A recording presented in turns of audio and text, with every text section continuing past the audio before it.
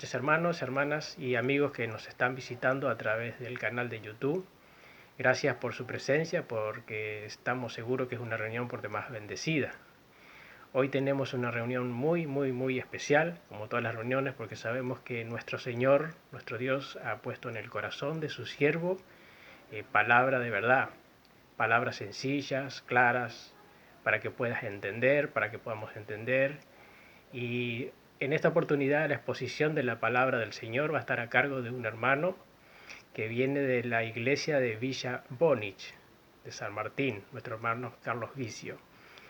Sabemos que el hermano se ha preparado, que va a entregar la palabra. Hay palabras para ti y hay palabras para mí, y es importante que estemos atentos a lo que nuestro Dios habla hoy.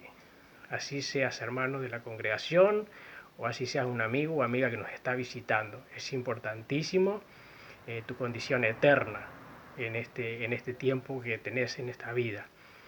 Y bueno, vamos a tener primeramente un tiempo de alabanza y después le vamos a dar el espacio al hermano que trajo la palabra del Señor en esta noche. Pero primeramente vamos a entregar a las manos de nuestro Señor, que sea Él el que bendiga la reunión y que la conduzca desde principio a fin. Oremos. Señor y Padre eterno, damos las gracias porque una vez más podemos estar delante de ti, ante tu divina presencia. Gracias por este tiempo, gracias porque podemos reunirnos en esta forma virtual, pero sabemos que tú estás bendiciendo, sabemos que tú has preparado tu siervo, damos gracias por ello y rogamos que tu mismo Santo Espíritu hable a cada uno de los corazones, que pueda haber un encuentro contigo, aquellas personas que nos están visitando y todavía no te conocen, y también que haya un mensaje muy especial para cada uno de los tuyos que ya te conocen, para que podamos poner por obra cada una de las cosas que estamos escuchando que provienen de ti. Damos gracias, Padre, por este tiempo y lo encomendamos en tus manos, muy agradecidos en el nombre de Cristo Jesús. Amén. Damos el espacio al hermano y nos encontramos al final para despedirnos.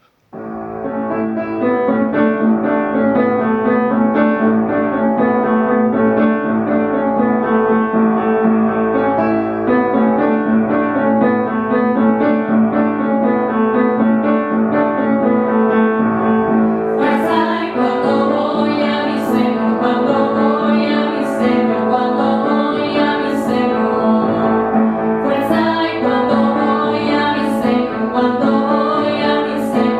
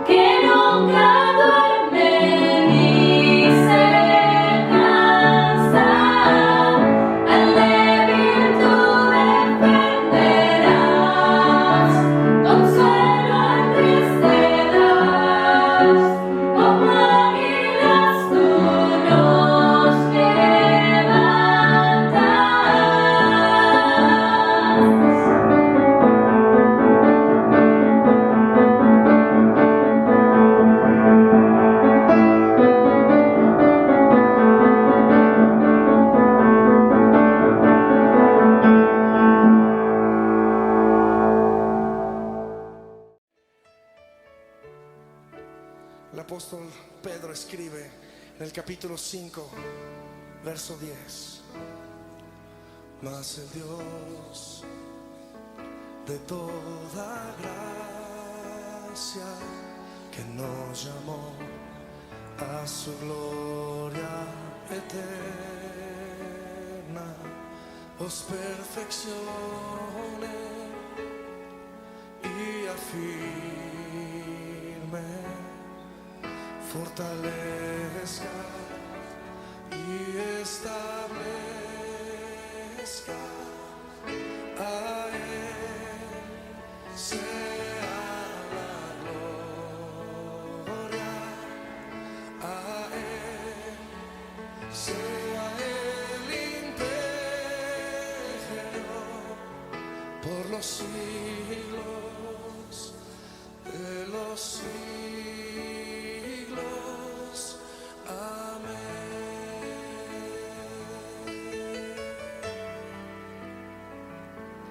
Amén. Amén. Y amén. Cántalo una vez más. Mas el Dios de toda gracia, que nos llamó a su gloria eterna, os perfeccione y afirme, fortalezca y establezca. A Él sea la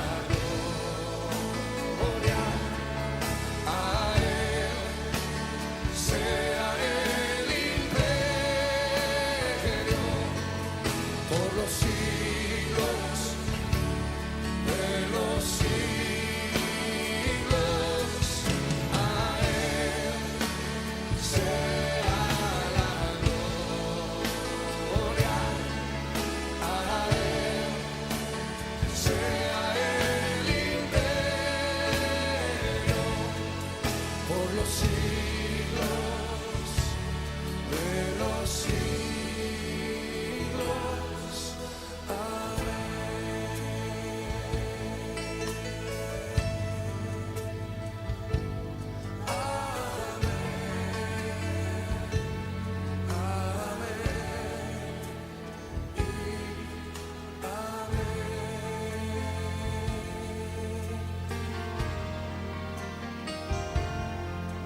Mas el Dios de toda gracia, que nos llamó a su gloria eterna.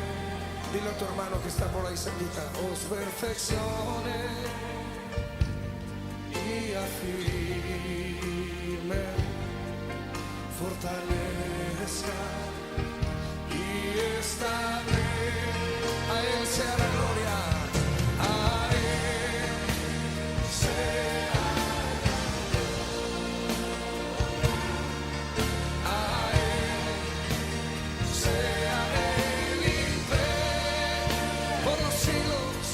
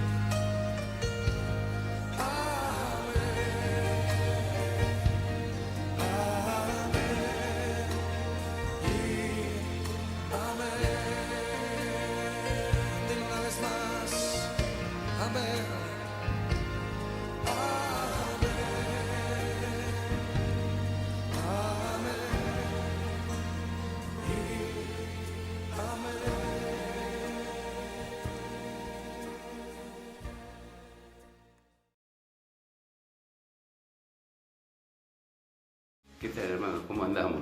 Hoy nos acercamos al último versículo del capítulo 12 de Romanos. Dice así: no seas vencido de lo malo, sino vence con el bien el mal. Parece que el mensaje va a ser breve. El versículo es muy chiquito, muy cortito. Nos parece que con este versículo terminamos todos los temas que estaban encarados en el capítulo 12 de Romanos. Pero no es así.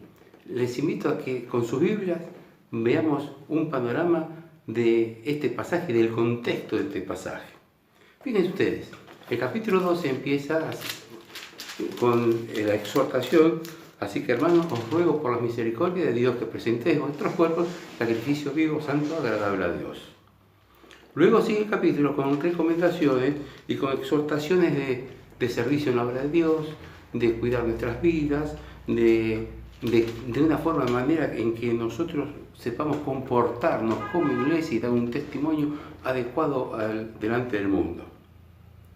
Pero llegamos al versículo 21 y aquí parece que hubiera un cambio. ¿Por qué? Si ustedes se fijan, en todos estos versículos, hasta el versículo 19, se está hablando acá de en plural, que no nos venguemos, que no paguemos a nadie mal por mal, que seamos unánimes entre nosotros, que debemos bendecir a los que nos persiguen, etc. Cuando llegamos al capítulo 13, que aquí aparece todo un bloque de texto: sométase toda persona a las autoridades superiores. Y ahora parecería ser que estuviera hablando el apóstol de una manera impersonal, no solamente a nosotros como creyentes, sino que a todos aquellos que como seres humanos deben tener una conducta, pero también nosotros como creyentes someternos ya no a lo que es el ámbito congregacional, sino también a lo que es el ámbito civil, al ámbito público. Cuando empieza entonces: sométase toda persona a las autoridades superiores.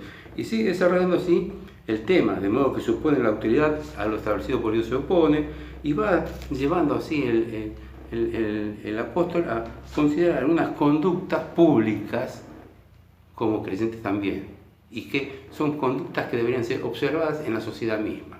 Pero ¿qué pasa con este versículo 21?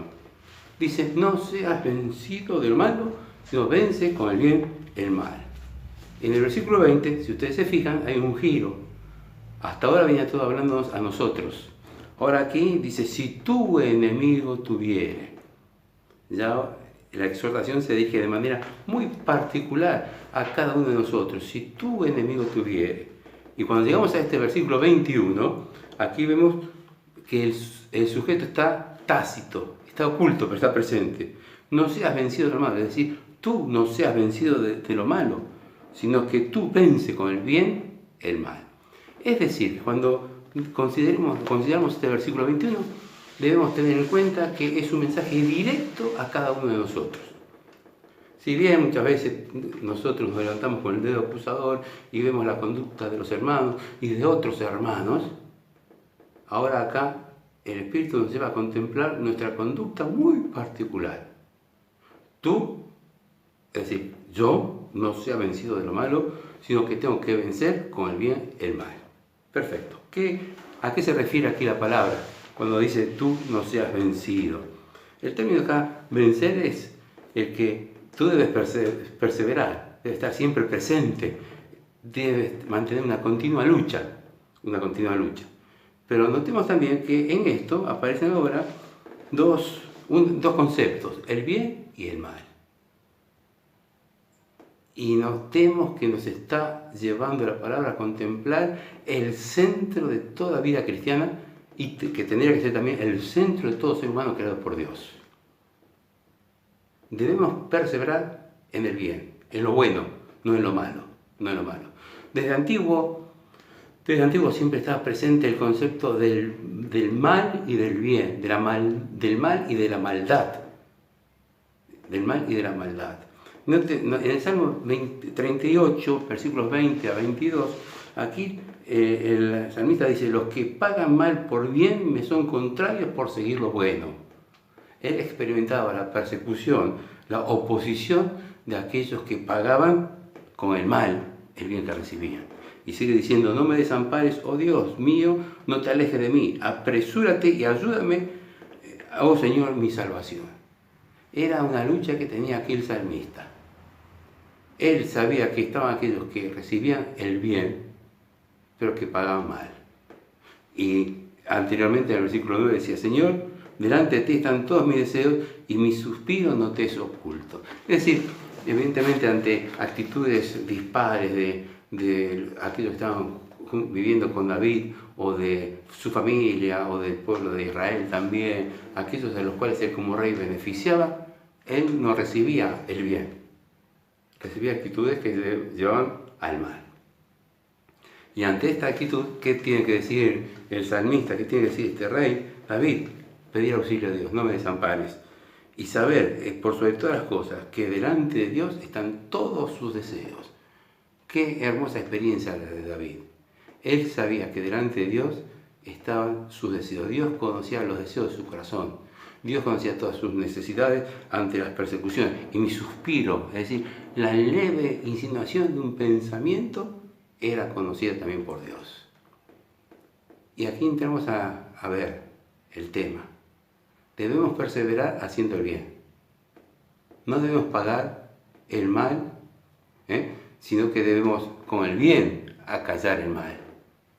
Y aunque recibamos afrentas y no seamos comprendidos, y aquellos a que hemos beneficiado nos defrauden y nos afrenten, nosotros tenemos que saber por sobre todas las cosas que está Dios. Que Él conoce nuestros pensamientos, que Él sabe cuál es nuestro deseo. Y por sobre todas las cosas, aquellos pensamientos, suspiros de pensamiento que para hasta nosotros mismos a veces parece que estuvieran ocultos, Dios lo conoce. Es decir, que en primer lugar tenemos una gran lección que aprender. Debemos resistir al mal. No debemos dejarnos vencer por el mal. Con el bien, con lo bueno tenemos nosotros que afrontar las acechanzas del diablo y no pagar mal por bien. Dice también la Escritura así en Job, capítulo 1, versículo 8, y también se repite en el versículo 3 del capítulo 2 de Job. Es un diálogo muy intenso que nos lleva a considerar el tema del mal en las profundidades de lo eterno también, y cosas que no podemos dilucidar hoy, y que tal vez algún día entenderemos allí en la eternidad. Pero aquí Dios le está diciendo a Satanás, ¿no has considerado a mi siervo Job, que no hay otro como él en la tierra? Varón perfecto y recto, temeroso de Dios y apartado del mal. Y en el versículo 8 del capítulo 2 repite lo mismo, en el versículo 3. Job para Dios era un varón perfecto y recto en la tierra, pero por sobre todas las cosas era un varón apartado del mal. Y aquí este término apartado del mal implica no solamente de lo malo, sino de lo que es la esencia del mal, de la maldad. Hay tres palabras que deberíamos tal vez considerar con respecto al mal. En la Biblia, en el Antiguo Testamento, hay una palabra, los hebreos utilizaban una sola palabra, un solo vocablo para designar al mal y a la maldad. Era la palabra ra. Después hay, en la versión cuando se traduce el Antiguo Testamento del hebreo y griego, hay dos palabras en griego que se utilizan. Una más específicamente para marcar lo que es la maldad y la otra más abundantemente para marcar lo que es lo malo que hicimos, lo malo que recibimos, lo malo que fue un desastre natural, lo malo que fue una guerra, lo malo que fue una enfermedad. Y entonces ahí se establece una cierta diferenciación. Pero lo importante es en este versículo de Job, en estos dos versículos de Job, que se repite en oculto, en secreto, un concepto. Lo que en nuestras versiones aparece aquí como simplemente apartado del mal, y que en hebreo es ra, es decir, el mal, la maldad. Y va de la aclaración. Me llamó la atención el término ra. Y investigando vimos que deriva de la palabra del dios egipcio Amon-Ra. Es decir, que en la literatura hebrea, en el texto bíblico, se presenta a ese dios egipcio como el concepto de lo más malo, aquel dios que estaba mientras los hebreos eran esclavos en Egipto, mientras los hebreos escapaban por el desierto y los egipcios querían perseguirlos, allí estaba presente la maldad en su máxima potencia. Y aquí lo que le está diciendo, Dios a Satanás, apartado del mal, y la palabrita que no figura, pero que está allí en el griego, es la misma palabra que encontramos cuando Pablo dice a Timoteo, ocúpate, como buen soldado de Jesucristo, el que milita no está ocupado en los negocios de este mundo.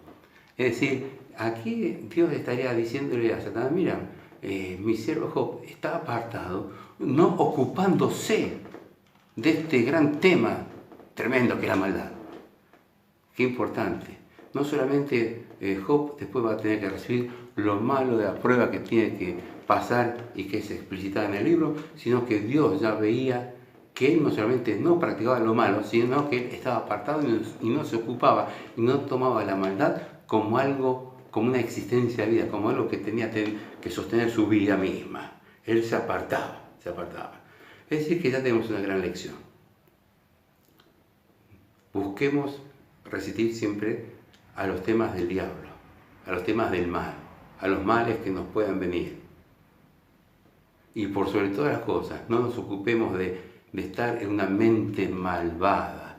El creyente no puede tener mente malvada, no puede estar viviendo en la maldad, en el negocio de esa oscuridad del pecado.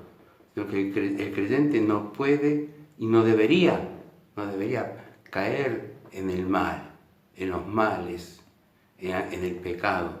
Pero si cae, lucha para salir. Resistid al diablo y él huirá de vosotros, nos dice la palabra. Pero acá lo que se nos está queriendo decir, que no solamente no nos tenemos que ocupar de las cosas malas, sino que nuestro corazón y nuestra mente nos debe estar ocupada en la maldad. ¿Qué maldad? ¿Qué cosa ha hecho esta persona? A veces decimos. Ahí le estamos dando una categoría a lo malo. No es simplemente un hecho circunstancial que ha cometido y que no nos gusta y que está mal, sino que se está identificando con todo lo que es malo, con todo lo que responde a un estado de perseverancia en la maldad. Y esto está privado para nosotros los creyentes. Por eso dice aquí Romanos 12, 21, que debemos luchar, no nos debemos dejar combatir, no debemos ser vencidos de lo malo. Mucho menos de la maldad, Caer en la maldad es caer en los dominios del diablo directamente. Caer en lo malo es luchar, es tener la oportunidad de luchar para salir adelante y vencer en la vida cristiana también. Pero pensemos lo siguiente ahora. Tenemos otra lección que sacar de aquí. Y surge también en parte del libro de Job. La base de la maldad no es solamente el no ocuparse de las cosas malas, cuyo principal, digamos así, gerente de esa maldad es Satanás, sino que se nos da a pensar que el hombre es malo, comete actos malos porque niega o no acepta que es un ser infinito. El hombre quiso ser como Dios. ¿Cuál fue el pecado allí en el huerto del Edén? Seréis como dioses. Seréis como Dios. El hombre no pudo. Y eso le llevó a ese estado de pecado y de maldad. Y el diablo en las esferas celestes se rebeló contra Dios. Quiso ser como Dios, pero no pudo. Y eso es lo que lleva a ese estado de maldad. No solamente del cometido de cosas malas, sino de perseverar en una mente malvada, perversa, que está lejos de los conceptos de Dios. Y por eso aquí es que el hombre está dominado por el mal y por las cosas malas, porque en definitiva el hombre en su ser reniega de ser hombre, un ser finito. El hombre quisiera ser como Dios. Aquellos filósofos que dijeron Dios ha muerto, porque el Dios estaba acá adentro, en el hombre. Esa es la más clara significancia de lo que quiere decir esto. El hombre pretende ocupar el lugar de Dios. Y no solo pretende ocuparlo, sino que pretende tener las condiciones de Dios. que ya esto no es un pecado, es una maldad, una perversión que ha llevado totalmente al hombre en oposición contra Dios. Y no se resigna no ser Dios. No se resigna no ser Dios. Todo el manejo que hace el hombre actualmente con la ciencia, como las perversiones que se van dando en la raza humana, toda esa mente perversa de la que nos habla el capítulo 1 de Romanos. ¿Por qué es? Porque reina no solamente lo malo, reina la maldad, la categoría de maldad. El hombre ha sido tan perverso, se ha hundido tanto en el pecado, queriendo ser Dios, que ha negado aquellas claras manifestaciones de Dios. Dios, habiendo hablado en muchos tiempos, ahora nos ha hablado por su Hijo Jesucristo. Y lo ha negado también. Niega aquella maravillosa experiencia salmista. Los cielos cuentan la gloria de Dios. Niegan las palabras en Romanos también, que Dios nos ha hablado a través de los cielos, de la creación, de su obra maravillosa. Porque el hombre perverso, no solamente en sus actos, sino en su mentalidad de maldad, de pecado, de haberse alejado de Dios, de no querer ser un ser humano, sino querer ser un ser divino. Así que tengamos en cuenta esto para considerar entonces este último versículo del capítulo 12. Debemos no ser vencidos de lo malo, sino vencer con el bien el mal. Los griegos tenían un concepto muy alto de lo bueno, pero eso bueno que manifestaban los griegos también no coincidía con la moral que Dios pide, con las leyes que Dios puso en su creación y puso en el corazón del hombre. Y los griegos buscaban en su sabiduría a un Dios que era el Dios no conocido y no lo encontraban. Y cuando Pablo les predica al Dios no conocido, quien resucitó de entre los muertos, se burlan y se van. Nosotros aquí somos exhortados a perseverar y a vencer lo malo. Que no haya en nosotros nada malo que pueda ofender el nombre de Dios. Que no haya en nosotros nada malo que pueda herir más nuestro corazón. Que nos marque en una actitud negativa delante de Dios. Debemos ser presurosos para honrar a Dios en todo momento. Debemos estar listos para perseverar en lo bueno, para vencer lo malo, poco o mucho. Lo malo, poco o mucho, es oposición a lo que es lo bueno de Dios. Lo bueno de Dios es su amor. Mirad cuál amor nos ha dado el Padre. Que seamos llamados hijos de Dios. ¿Podemos buscar algo mejor que esto?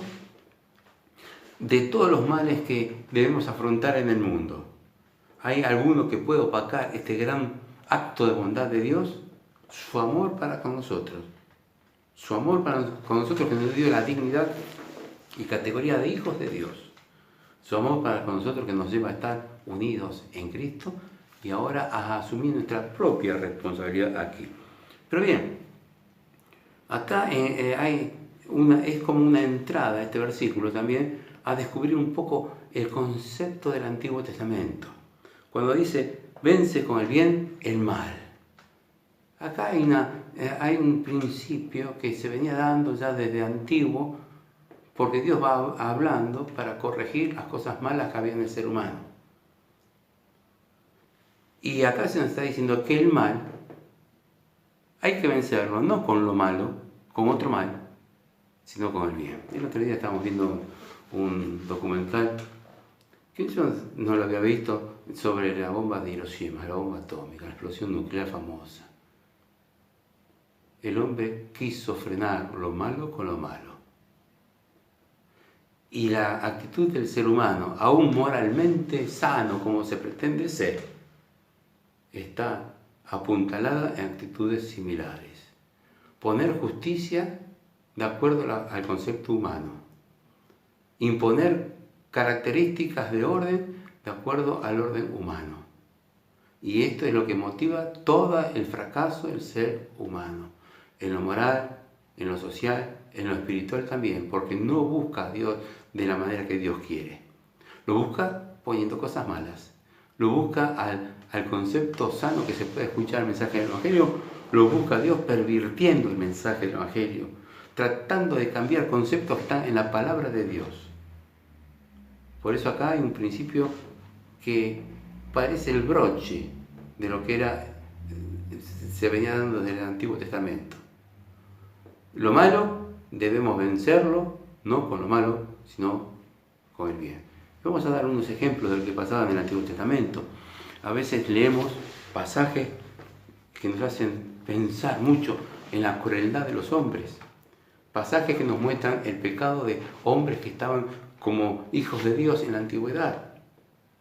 Y decimos, ¿pero esto puede ser? El ser humano recién salido del huerto de Edén y la muerte de Abel. Cuando Lot quiere defender a aquellos ángeles que eran sus visitantes y ofrece a sus hijas en una actitud pecaminosa. Cuando David peca, adultera, y no solo eso, sino que manda a la muerte a morir en frente de batalla al esposo de Betsabé. ¿Cuántas cosas encontramos que nos chocan? Porque había una moral baja, mala, pero debemos tener en cuenta siempre esto.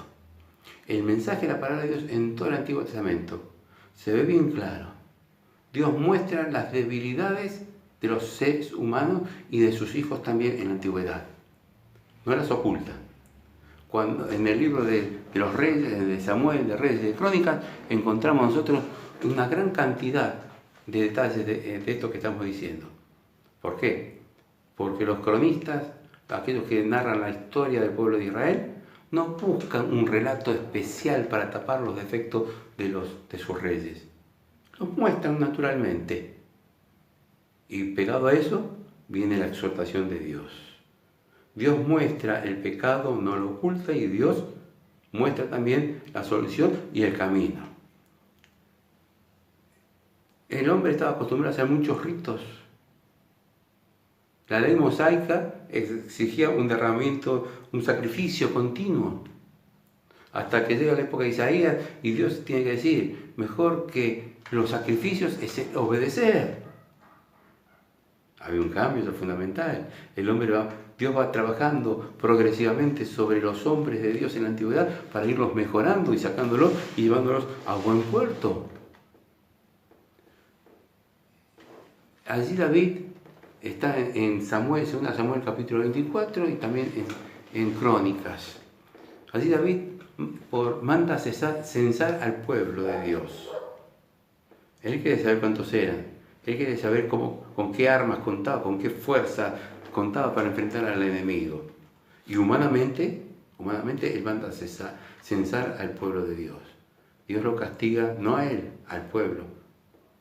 Y el pueblo empieza a morir, una enfermedad. Y David tiene que arrepentirse y pedir a Dios que libre a su pueblo y que lo castiga a él. Ahí hay una gran diferencia.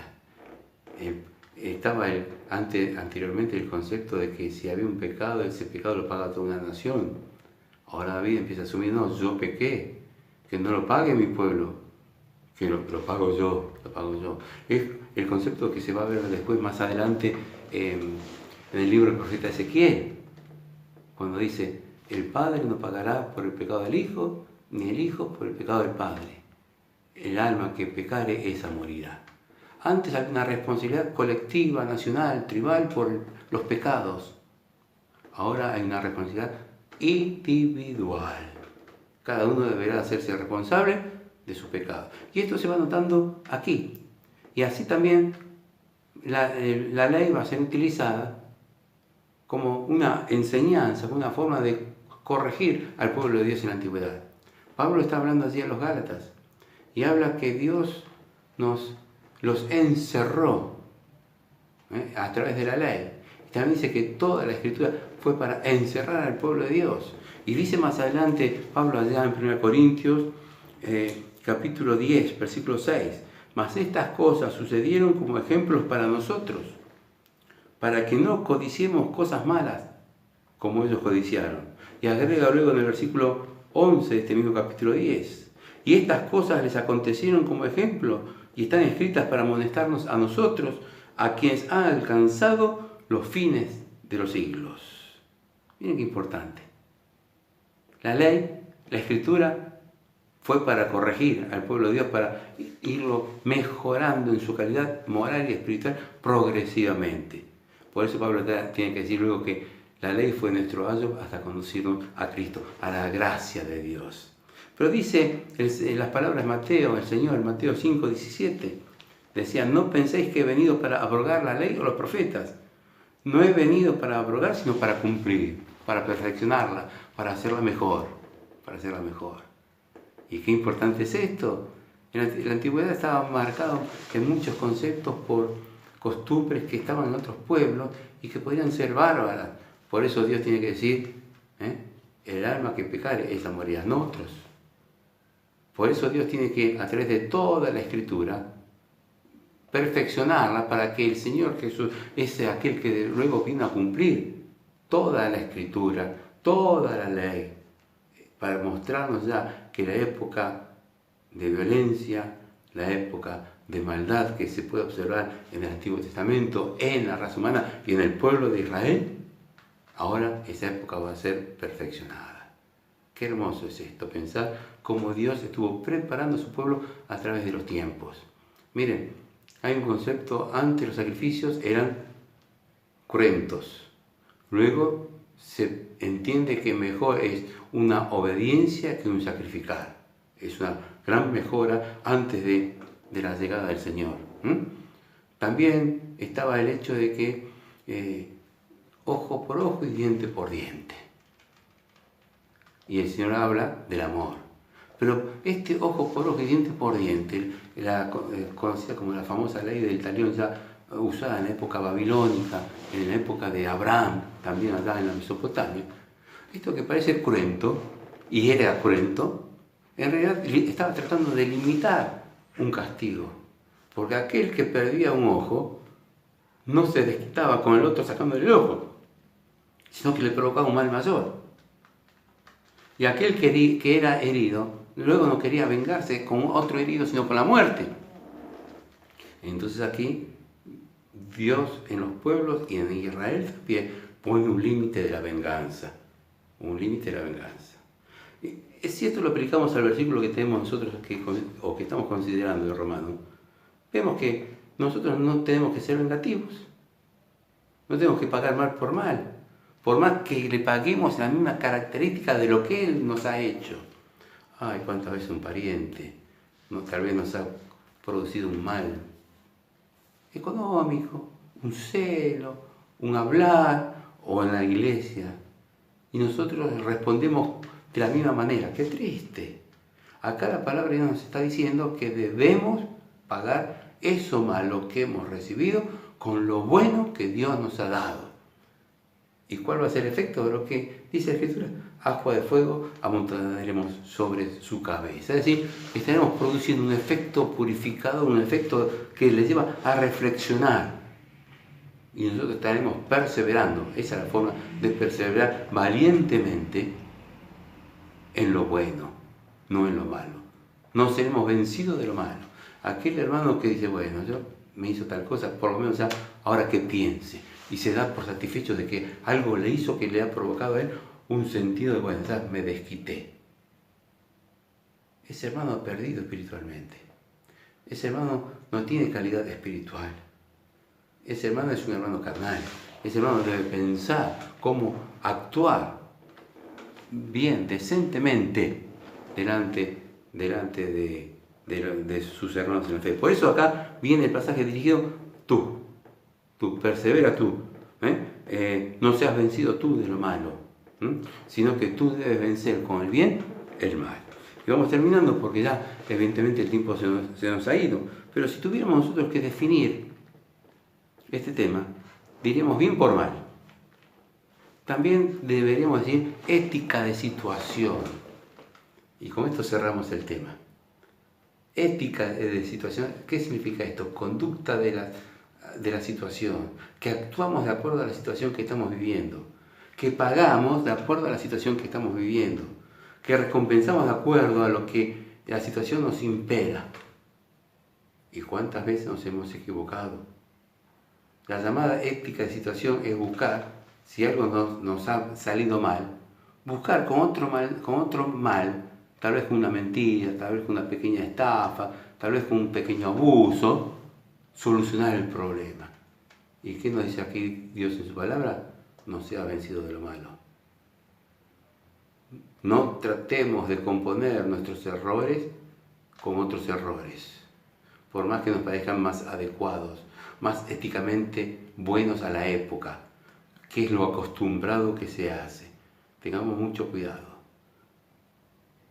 Es mejor perder para ganar.